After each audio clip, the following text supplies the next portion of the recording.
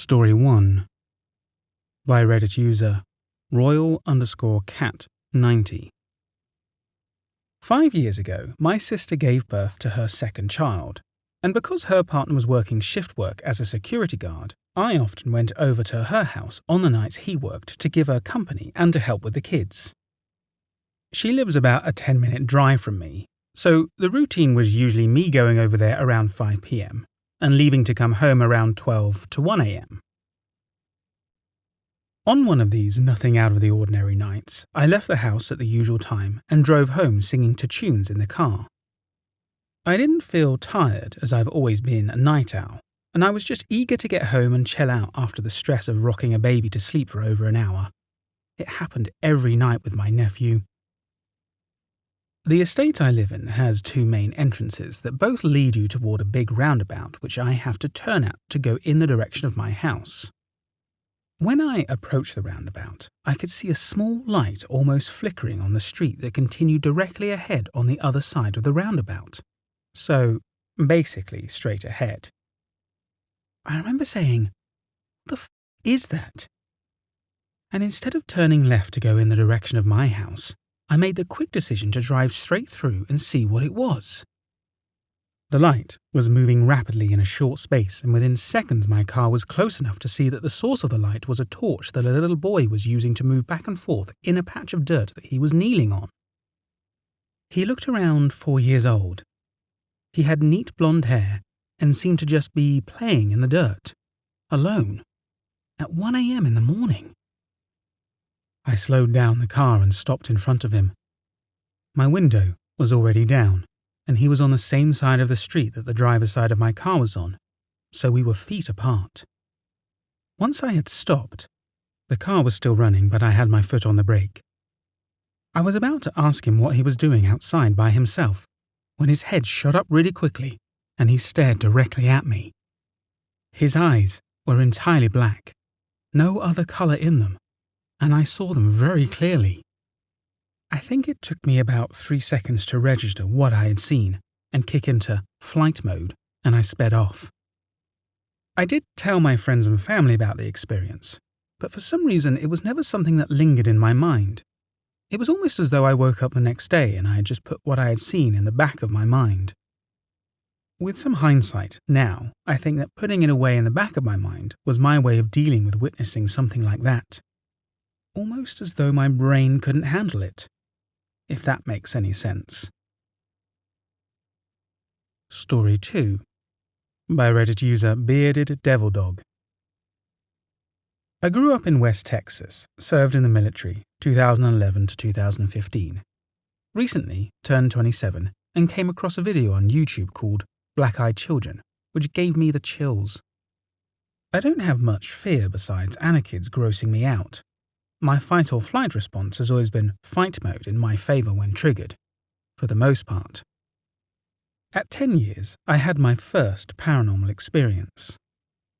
Around an evening where my parents were out at a dance and I was left with my 2 older brothers who were playing video games in the other room. I was watching Dexter's Laboratory sitting crisscross in the middle of the living room. I had this feeling like somebody was watching me, and by this time it was dark outside. In the corner of my eye was the window, and the curtains draped down like an upside-down V. Normally, light from inside the house would reflect back in the window, but there was a baby with pitch-black eyes looking directly at me. I turned white, and my response was to take flight. I ran as fast as I could to my brothers in pure terror, crying my eyes out. Up till that point, this is my only memory of it. I never recalled what my brothers did, and I have yet to bring it up to their attention. That memory has been clear as day for me, and ever since I have had more interest with the paranormal. I'm not sure if that is normal after having a traumatic experience, but I have interests on going ghost hunting in different places. I, without a doubt, can't stand it when people mention ghosts are not real.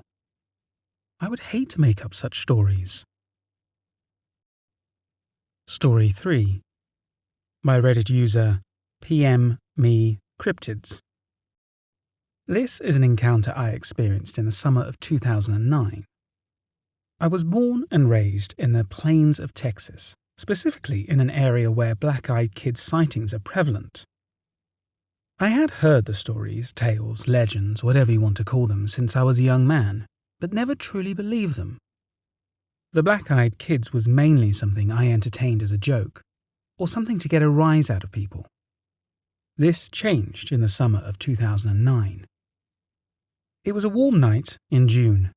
I was up late around 2 a.m., as I typically like to stay up late, especially in the summer since it would stay fairly warm even after the sun went down.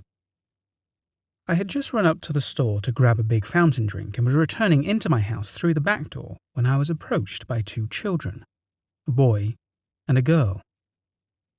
I was very startled once I realized they were there, since I wasn't expecting to encounter anyone in my backyard so late at night. The little boy asked, "Could we come in? We need to use the phone. We are lost." This is when I noticed the blackness of their eyes. Both of them had eyes so black they were like pits. This is also when my heart sank. I couldn't believe I was actually seeing them. That they were there, right in front of me. As I mentioned before, I had heard the legends of black-eyed children most of my life, so there was no way I was going to let them into my house. I darted in the back door and locked it as quickly as I could. Once I was inside, I ran upstairs and flipped on the lights to try and see if they were still outside. Thankfully, by then, they were gone. I had so much adrenaline pumping by that point, though, that I grabbed a weapon and began searching the house and making sure all the doors and windows were locked. It took me hours to get to sleep that night, and it's an encounter that will stay with me for the rest of my life. These entities took the form of something most people view as innocent, weak, mild, and try to trick unsuspecting people to do God knows what with or to them. I am just glad my reflexes kicked in, and I was able to live to tell the tale. Before I continue to the next story, I just want to say thank you for choosing to watch this video, and I hope you're enjoying my narration. If you are, please go ahead and like this video, and if you don't already, subscribe to my channel. It really helps me out. Thank you. Story 4 by Reddit user OneBlaze. Earlier this month, to celebrate 4th of July, I was having a few drinks with my parents, and as we were discussing several different topics, we eventually stumbled into sharing some ghost stories. I mean, we've all heard each other's usual stories before. I can write down verbatim my dad's encounter with an elf, which I always find myself chuckling doubtfully at. But that night, I brought up something that I have struggled to come to terms with for years. This took place when I was around 10 years old. I'm 25 now, so this was about 15 years ago to give you a perspective of time. My friends lived in different neighborhoods around town, so since I was really the only kid of my age group who lived in my little part of the suburb, I would occupy my free time by riding my Little Mermaid bicycle on the streets. It was a very lax part of the township, typical of the residential areas that surround the city. One summer evening, I was wasting some time before dinner by pedaling my bike up the street. When I was rolling to the T-shaped intersection that I would always stop and turn around at, I noticed two girls my age sitting peacefully in front of the house opposite the intersection. They were staring at me, almost if they were aware of my imminent arrival. Both were wearing light-covered nightgowns, which I thought was a bit strange considering the time of day and, well, being outside. I don't recall if they were twins. Something tells me they were, but I can't really remember much detail of their faces at all. As I got closer to the intersection on my bike, they called out to me cheerfully, beckoning me with jubilant arm motions to come towards them, and I did. I felt a rush of excitement toil over me at the thought of having a couple of friends to play with, so I really wasn't asking why they were outside in nightgowns, or even where they came from. You see, the people that owned the house behind them were quite elderly. I mean, I rarely ever saw them leave their house at all. The edges of the property were quite grown over, which made the house look neatly nestled away from the road. The only thing I thought was strange at the time was that the slight hill that was their front lawn was covered in decorative river rocks, the ones that are smoothly moulded over by water that look like little dinosaur eggs. And that's what the girls were sitting on. Barefoot and in nightgowns. How uncomfortable, I thought. They were both talking to me, telling me I should come and play with them, and I said I'd love to, but I would have to bike home first and let my mum know where I'd be. They seemed less thrilled at that idea, and were definitely trying their hardest to coax me into staying there with them, telling me I didn't need to tell my mum, and she wasn't that far away. I insisted I would be back very shortly, and hopped on my bike and pedalled home. When I arrived back at my house, I threw my bike onto the grass and ran up to our front door, opening it partially to ask my mum if it was all right if I played with the two girls up the street. My mum turned around and seemed visibly confused, but she agreed. So I went back. I rode up to the house at the intersection, and they weren't there. I was a little disappointed, and I even felt bad for having to run home first. I walked my bike up the driveway and then proceeded to walk up to the door, knocking on it gently. An elderly woman opened the door, and I told her if the girls asked me if I could play with them. "What girls?" she asked me, a puzzled look across her face. "There were two girls outside just a bit ago, and I asked them if I could come play with them." "No kids here. You know you're the only kid on the street." And she shut the door. I never saw or heard of the girls again. As I was telling this story to my parents, I paused midway to make the disclaimer that I wasn't sure if this was some kind of extremely detailed dream that I had mixed up with my memories, or if it actually happened. My mum, though, she told me she actually remembered that day because she never remembered any children living on our street besides me, and it stuck out to her that I had asked to play with two girls up the road. So, after explaining this story to my parents, I did some research. Apparently, the phenomena of supernatural beings disguised as children, black-eyed children, is an urban legend. I had no knowledge of this being a thing, and although it's debunked, I will say that it's eerily similar to what I experienced with these girls. I don't remember them having black eyes. In fact, it's almost as if their faces are blurred from my memory entirely. They weren't acting ominous or intimidating, but they wanted me to stay with them in the worst way. Ghosts, a glitch in the system, black-eyed children or whatever. I'm struggling to find an explanation, as it's been one of the most puzzling things I've ever experienced. Story 5. The remaining stories in this video are by Reddit user bootlegdk. They have a number of paranormal encounters, one of which is with black-eyed children. So this happened this past summer, the summer of 2019, on a road near where I live. This road is completely forested, save for the bar at one end and hiking trails on the occasion. Towards the middle of the road, there is a path that leads to a tree that looks like it is bleeding. It is known as the bleeding tree, or the hanging tree, because in the past, that tree was used for lynchings. Further down the road, there is another path that is roped off that leads to an old shed that burned down in the 90s.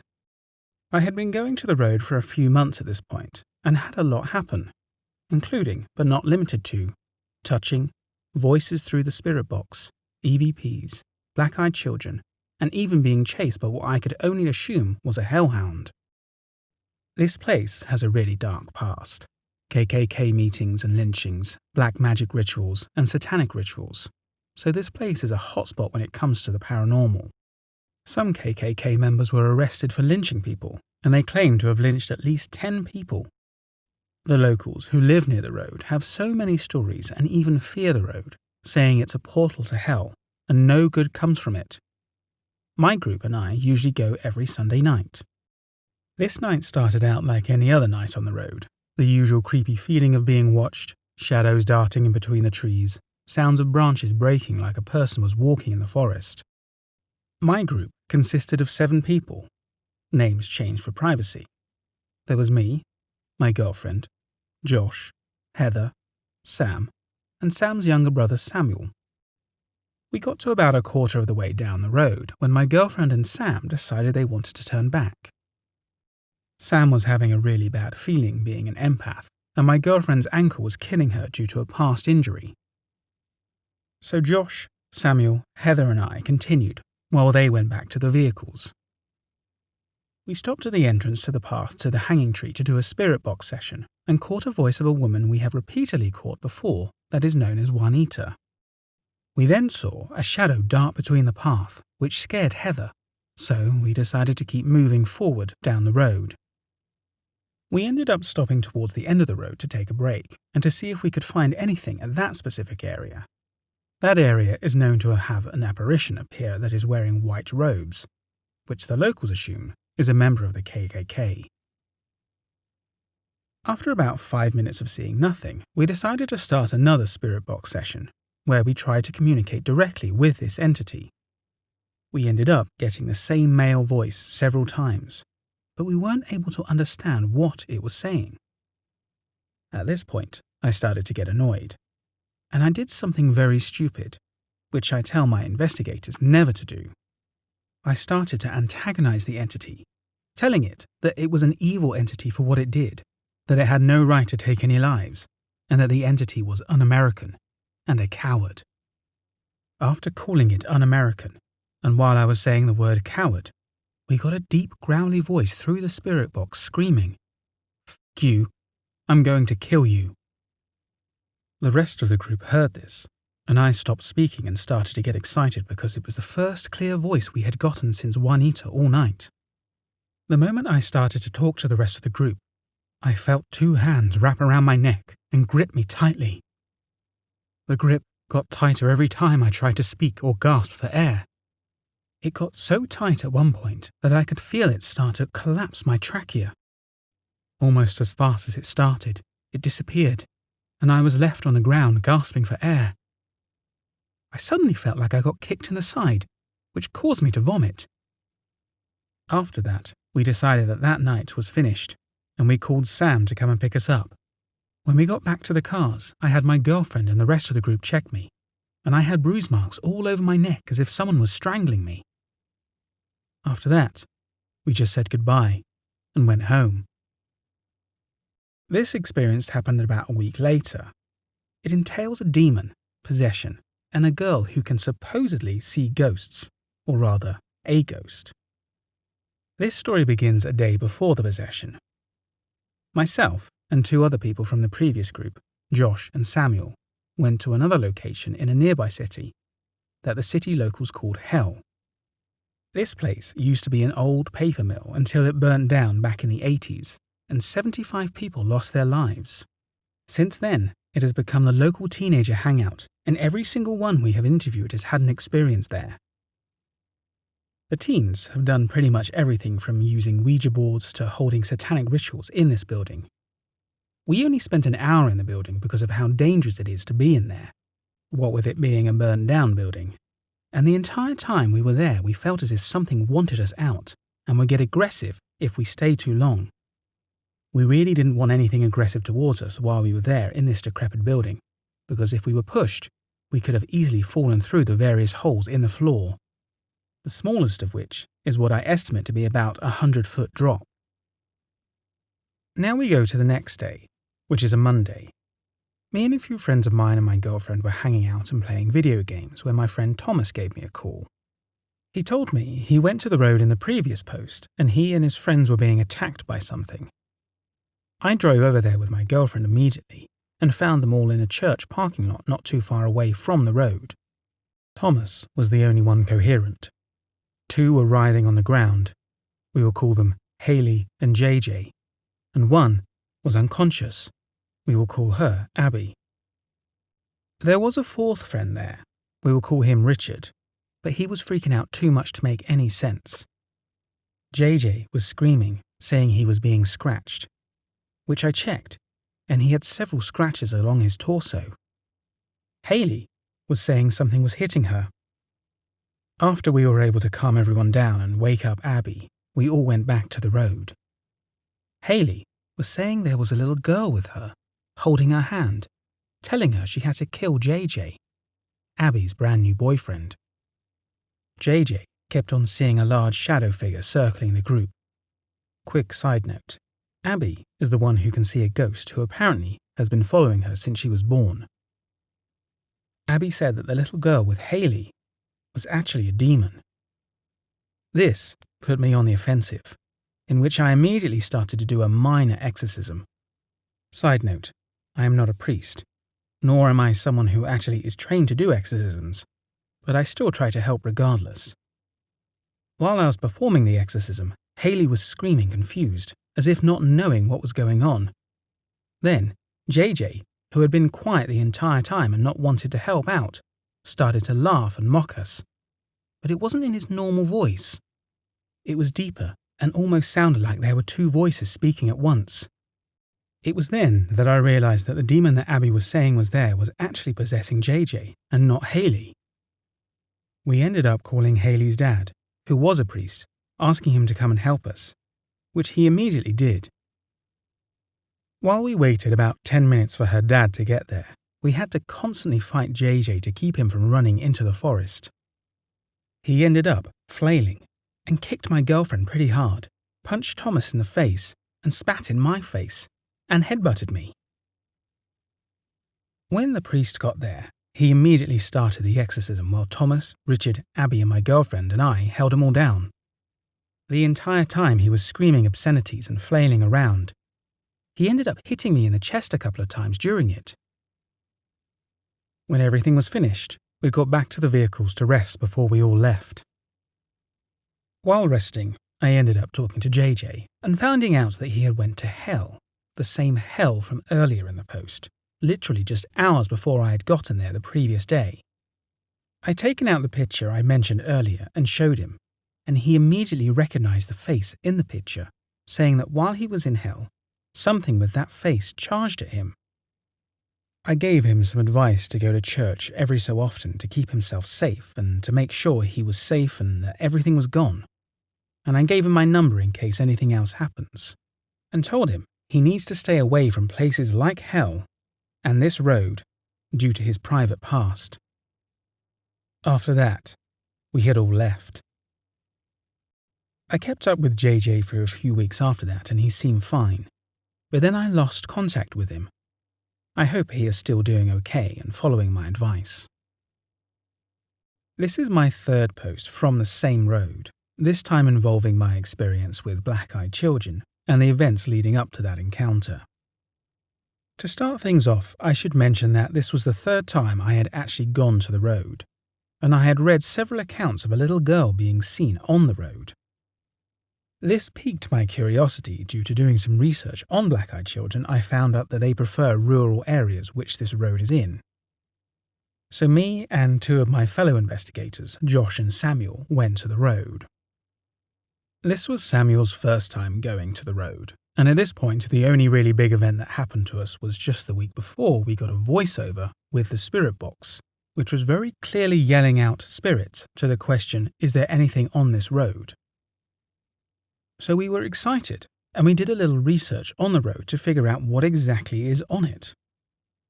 This is when we found out about the KKK activity and witchcraft and satanic rituals being performed on the road. So, once all three of us got down there, we parked and started heading down the road. At this point, we had never made it to the end of the road. Usually, we made it not even to the forest and would leave. This time, we made it to the forested part of the road and decided to turn around. So far, that night, the only weird thing that we couldn't explain was Samuel had seen what he thought was a shadow figure following us in the woods. But neither Josh nor I saw this figure. So, we decided to go back to the cars because Samuel was starting to freak out just a little bit.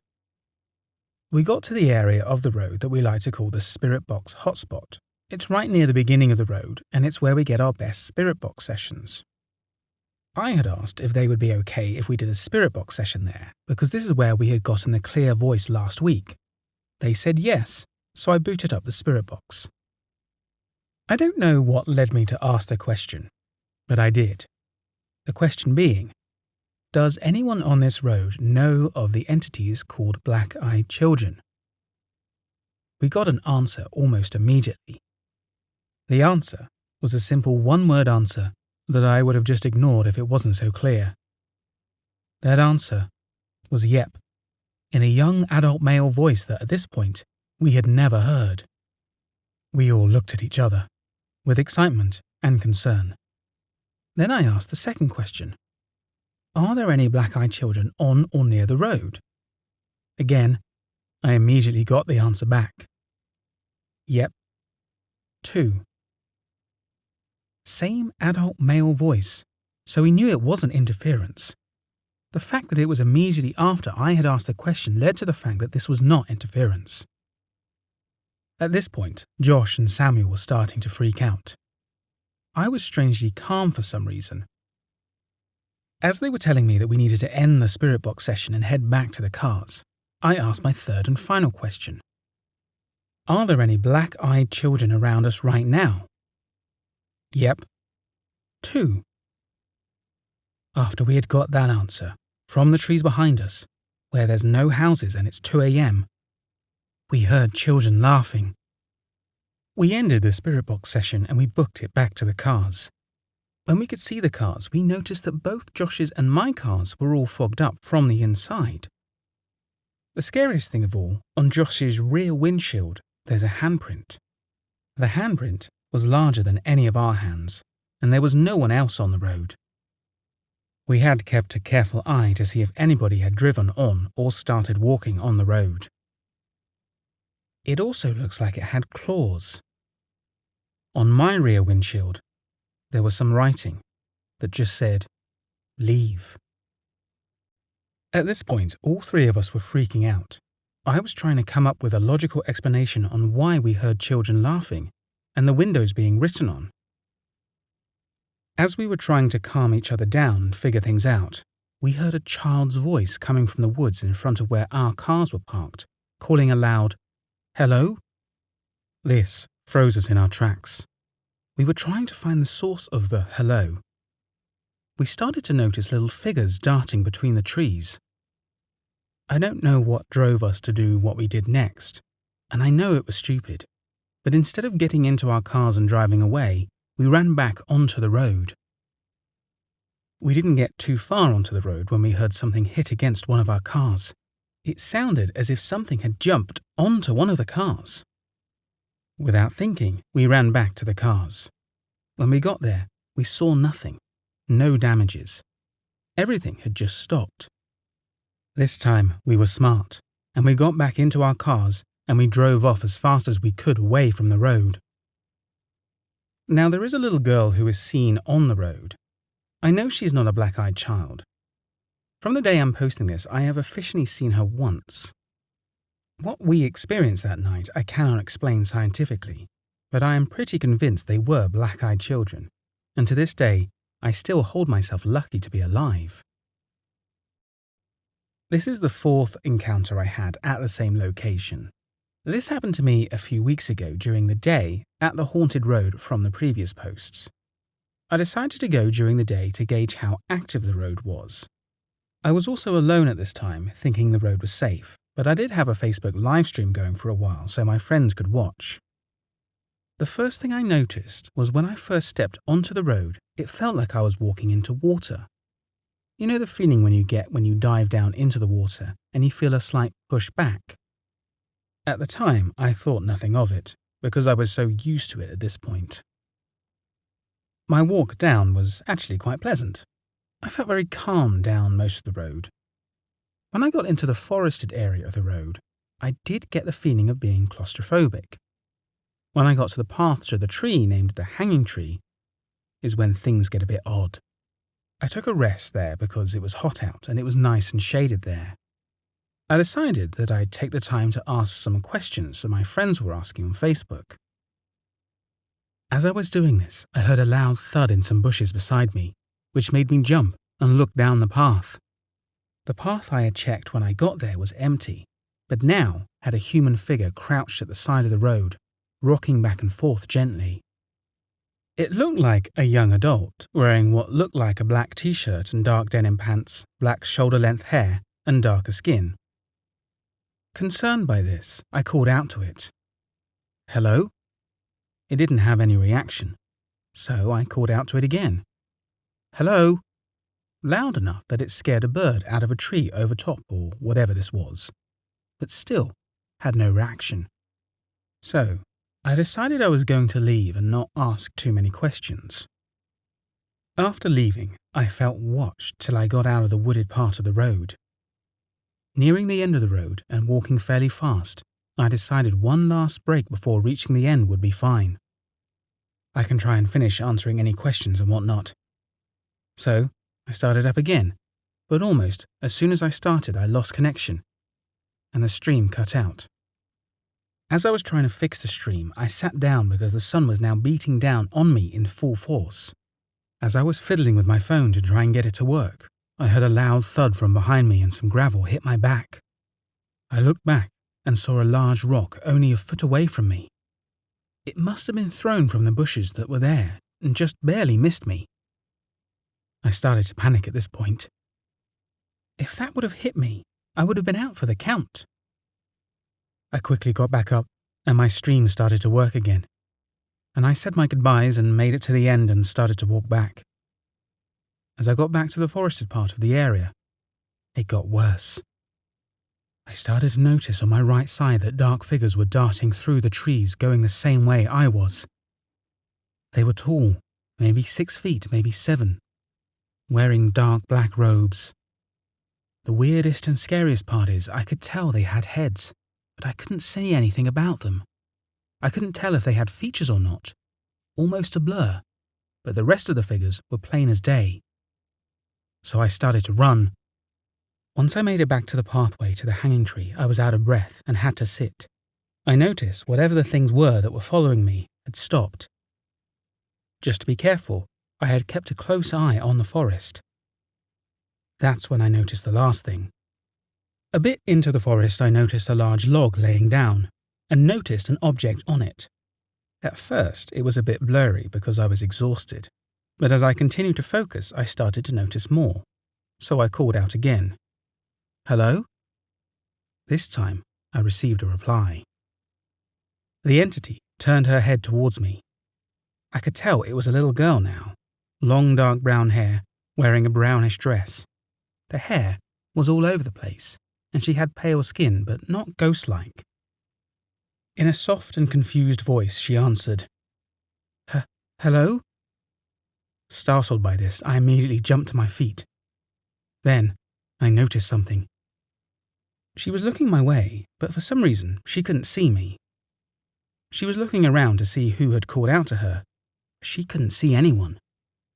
She never got up from the log while doing this. So, I called out to her again. "Hello? If you can see me, say something." Instead of answering or running away, like I believe a normal kid would at this point, she continued to sit there and just looked for this mysterious person who she could hear, but not see.